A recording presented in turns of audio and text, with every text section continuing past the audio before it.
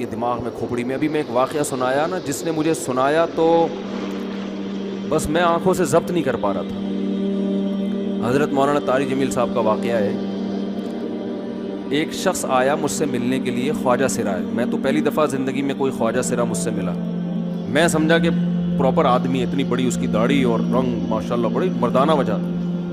لیکن جب بات چیت کا انداز ہوتا ہے تھوڑا سا, وہ ایٹیٹیوڈ سے اندازہ ہو گیا کہ یہ مکمل مرد نہیں ہے. تو اس نے مجھے خود بتا دیا میں خواجہ سرا ہوں.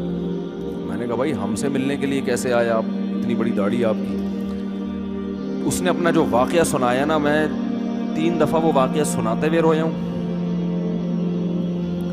اور جب وہ سنا رہا تھا اس وقت میرے آنکھوں سے آنسو نکل رہے تھے. اس نے یہ ابھی بھی میرا بیان سنتا ہے وہ. اس نے واقعہ سنایا کہ میں جب پیدا ہوا تھا نا تو میں خواجہ سرا تھا.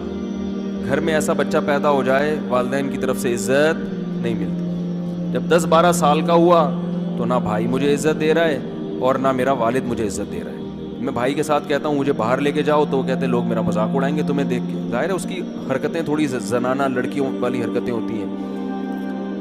اور والد بھی کہیں محفلوں میں نہیں لے کے جا رہے, ایک مذاق اڑایا جاتا ہے. کہنے ایک دفعہ میں کہیں گزر رہا تھا تو یہ جو ہوتے ہیں نا خواجہ سراؤں کی پوری ایک جماعت تھی, انہوں نے مجھے پہچان لیا, دیکھا اتنا اچھا. اس وقت نہ اس کی داڑھی اور یعنی اس میں خواتین والی ہی علامتیں تھیں زیادہ.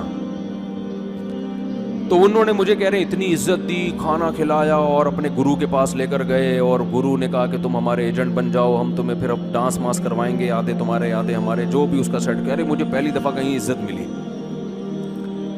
تو لیکن میرے ابا کو پتہ چل گیا تو ابا نے لا کے طبیعت سے کوٹ دیا, ٹھیک ہے نا, کہ دوبارہ ان میں نہیں بیٹھنا. ٹھیک ہے ہم نے توبہ کر لی, بھائی یہ برے لوگ ہیں, ڈانس ماس اچھی چیز نہیں ہے, ٹھیک ہے. تو اب کیا ہوا, کہتے ہیں کہ پھر جو ہے نا کچھ دنوں میں کہیں کسی سے جھگڑا میرا ہوا کسی بات پہ, تو اس نے انتقام لینے کے لیے شکایت لگا دی ابا کو کہ یہ دوبارہ ان کے پاس گیا. حالانکہ وہ جھوٹی شکایت تھی. اب ابا کو لگا کہ یہ صحیح کہہ رہا ہے جس نے شکایت لگائی ہے, کیونکہ شبہ تو تھا نا ابا کو دوبارہ جائے گا. ابا نے پھر مارا. تو کہہ رہے ہیں میں بول رہا ہوں کہ میں نے یہ کام نہیں کیا, میں نہیں جا رہا ہوں ان کے پاس, میں نہ ناچ گانا سیکھ رہا ہوں, کچھ بھی نہیں. لیکن ابا نے اس کی باتوں میں آ کے انکوائری نہیں کی ہوگی پوری, وہ سمجھے ہوں گے کہ بھئی ایسا ہی ہے. تو ابا نے پھر کٹائی لگائی. اس کے دل میں منفی جذبات پیدا ہو گئے اور یہ گھر سے بھاگ گیا کہ بھئی مجھے ویسے تو عزت نہ یہاں مل رہی ہے اور میں اب ذلت برداشت بھی کر رہا ہوں, تو بھی کہہ رہے میں وہاں چلا گیا. تو جب میں وہاں گیا ہوں نا خواجہ سراؤں کے ہاں, تو وہی گرو اور ڈانس, اور پھر اس نے مشہور کچھ ایکٹروں کے نام بتائے جن کے ساتھ ہم ڈانس کرتے تھے, اور پیسے آنا شروع ہو گئے, آدھے گرو کی جیب میں آدھے ہماری, اور ہٹو بچوں. لیکن ظاہر ہے یہ کوئی عزت دار راستہ تو نہیں ہے نا.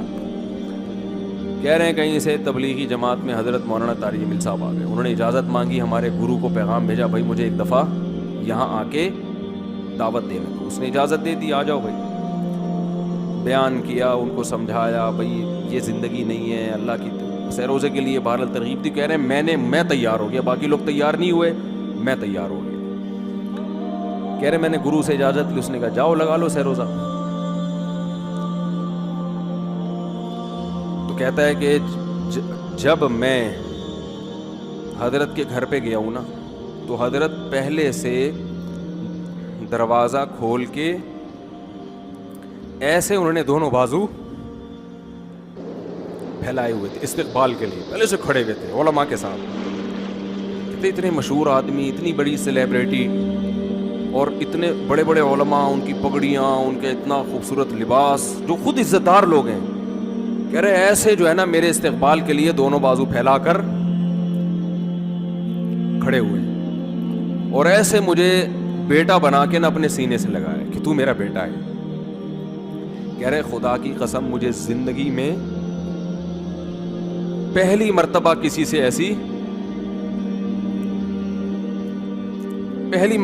عزت ملی مجھے کسی سے, اور اس عزت دینے میں مولانا کا کوئی مفاد, بولو بھائی, کچھ بلکہ ذلت ہوگی نا. لوگ کہتے ہیں خواجہ سرا کو بیٹا بنایا بھائی, اور اس وقت تو اس میں بیچارے میں کچھ زنانہ سی علامتیں بھی تھیں. تو خواجہ سرا کو کیا دے رہے ہیں, عزت دے رہے ہیں. کیا کسی تاجر پہ محنت کرو تو تھوڑا چندہ دے دے گا مدرسے کو, ایسا ہی ہے نا. اور کسی افسر پہ محنت کرو تو تعلقات کیا ہو جائیں گے؟ جب وہ دین پر آئے گا تو اس سے کیا فائدہ؟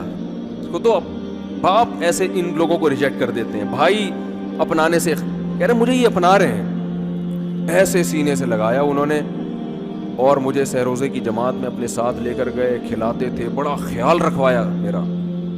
کہہ رہے اس کے بعد پھر میں نے گرو سے اجازت لی، وہ گرو چھوڑتے تھوڑی، ان کو پیسے ویسے دیے، جان چھڑائی نا، وہ بھی غلامی کی طرح نکلنا پڑتا ہے، پیسے دیے پتہ نہیں کتنے لاکھ یا کتنے ہزار روپے، وہاں سے پھر نکل کے 4 مہینے اس میں بھی خیال کیا، تو پھر تبلیغ کے بزرگوں سے ملا، پھر انہوں نے پورا مجھے بتایا کہ بھائی تم یہ علاج کرو تاکہ تمہارے اندر یہ زنانہ علامتیں ختم ہو۔ تو وہ علاج کر رہا تھا ماشاءاللہ، اس انجیکشن لگے، انجیکشن میں ڈاکٹروں کی بھی مدد کروائی۔